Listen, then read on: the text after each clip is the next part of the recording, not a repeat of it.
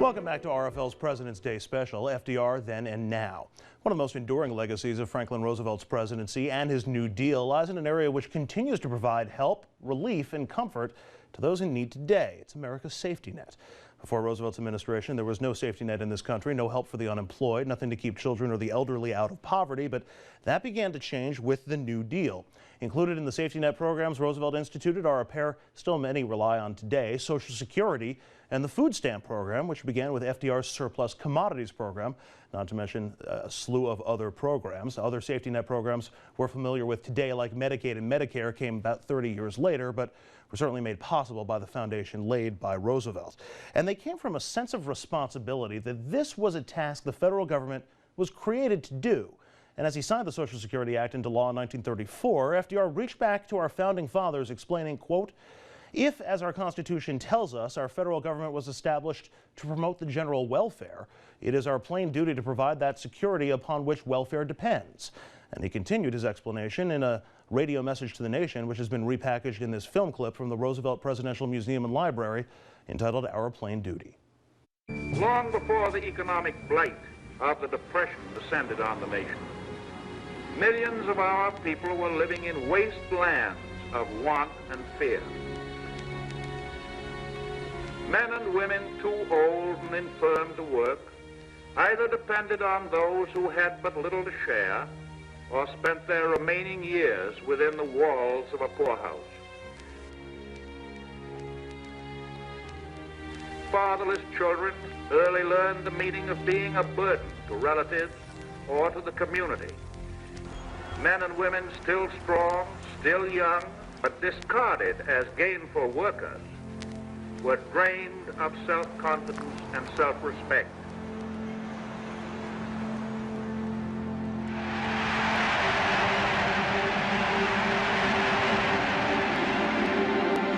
This Social Security measure gives at least some protection to 50 million of our citizens. That film continues online. Now, measuring the success of programs like Social Security can certainly be difficult. They impact so many people on so many levels and have done so for decades. But with Social Security, some of the benefits can also be rather easy to see. It was designed to save the elderly from poverty, and clearly it has. In 1935, more than half of all American seniors lived in poverty. By 2008, that number was below 10%. And it continues to help. In 2008, an analysis of Social Security data showed the program helped keep more than 19 million Americans out of poverty. 19 million in 2008 alone. What's more, seniors today live 50% longer than they did in 1940. Of course, advances in medicine have played a large role in that change, but so too is keeping those seniors out of poverty. And as we know, in today's era, critics continue to say programs like Social Security only serve to make people more dependent on the state. And I think ever since the New Deal, there's been a segment of the population that is very happy to live off the teat of the giant state. And there's always been a segment of the population that wants to be independent. Before we get to the modern criticisms of Social Security, has it accomplished what it was intended to accomplish? Well, the statistics that you read certainly indicate that. When I was researching American Made, I came across a story in the New York Times about a woman who'd been a bareback rider for the Ringling Brothers Circus. And it said that she was then waging a cheerful battle against starvation, helped only by her neighbors and friends. Now, Social Security solved problems like that. People were starving. People who couldn't work anymore and had chosen artistic careers or other careers where they didn't make a lot of money and didn't have a lot of savings and didn't have family to support them. Social Security saved the older generation and continues to do to this day. David, that clip that we heard from Charles Krauthammer there, that it's going to make people dependent on the state, have we been hearing those arguments? We've been hearing those arguments since the mid-1930s. The same arguments were made by the American Liberty League, that this was the creation of a huge state, that this was unconstitutional, that this was going to create some kind of socialist structure. And again, if you look back at the record of the preparation for Social Security, it was all about how do we provide basic economic security? How do we meet the responsibilities of government what kind of society do we want to live in? Do we want to live in a society where old people starve to death, or do we want to live in a society where we take care of those who have spent a life working and contributing to our well-being? I was really moved by the quote that FDR said when signing the bill, going back to this, the general welfare of the public, that this is really a role of government kind of decision. He really believed that government can and should help people, and I think there are a lot of arguments today that it can't and shouldn't. Well, the New Deal was the first acknowledgement of the fact that the government owed an obligation to the people, as you said, and as Roosevelt said.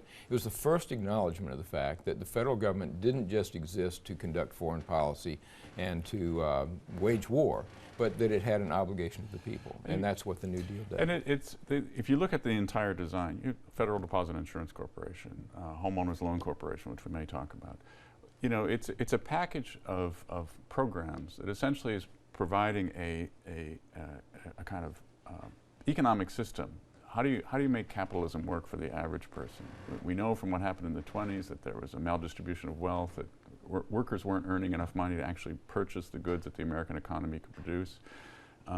We had to do some deep structural reform to that economic system to make sure that capitalism worked. This was not about creating a monolithic state or socialist state. This was about making capitalism work. To your mind, has FDR's take on role of government, has that more or less been dropped from our national dialogue? It seems like only one side it dominates that conversation. Well, it hasn't been dropped from a national dialogue. It's become a trope of the Republican Party, which has moved further and further to the right, that it's not a good thing, but in fact, government plays a major role in people's lives. People don't like paternalism, but on the other hand, they like the benefits that they're getting from the government. Polls show that. All right, we're going to take a quick break. When we return, many claim it was greed on Wall Street that plunged the nation into the Great Depression. Sound familiar? Only FDR used the power of his office to rein in the power of the nation's largest banks, and did so with pretty impressive results. And today, well, we're still waiting. We're going to get into that next when FDR Then and Now continues.